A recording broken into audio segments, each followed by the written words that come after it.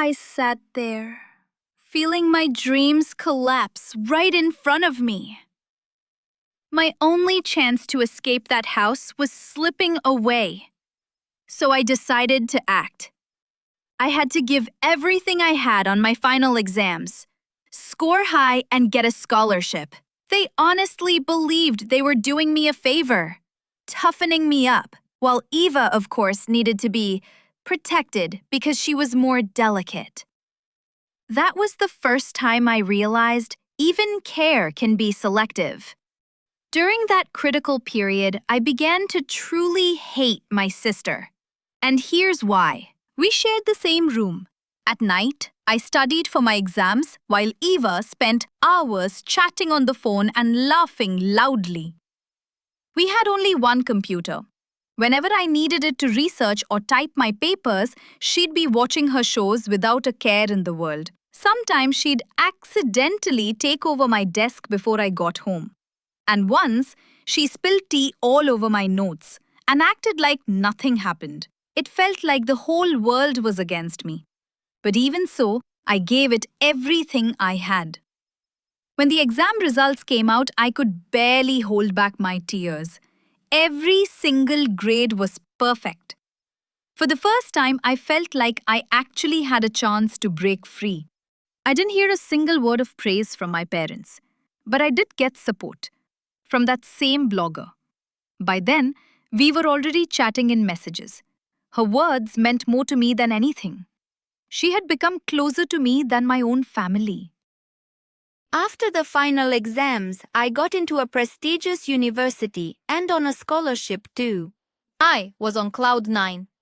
I thought, if I managed to get in on my own, maybe my parents would at least help with housing, but they immediately refused. I was left with the dormitory. Rumors were frightening. Cockroaches, unsanitary conditions, terrible living conditions. But there was no choice. I settled in a small room with 5 other girls. Surprisingly, all the horror stories turned out to be exaggerated. Yes, it was cramped but clean, and most importantly, fun. We joked, played, cooked together, and even held small parties. For the first time in my life, I felt alive and truly happy. I couldn't even imagine the challenges ahead. After the first year, a new problem awaited me. One day, returning from classes very tired, I fell onto the bed and accidentally crushed my roommate's phone. I almost fainted. Fortunately, it could be repaired, but the cost was enormous for me. To pay, I took a small student loan. It had to be repaid. Summer was just beginning, and I decided I wouldn't go home. I would stay and work. At first, I cleaned the floor in a cafe. Then I was a waitress. Further, I took side jobs at a printing house. The shifts were long, the pay was small.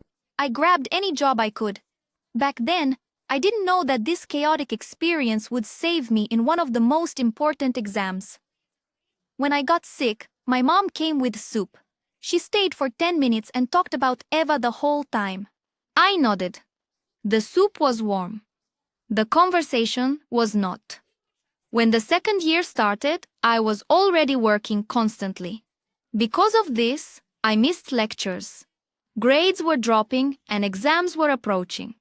I was most afraid of one subject. I didn't attend a single class and only learned the teacher's name on the day of the exam. I drew a ticket and my heart sank. Everything went dark.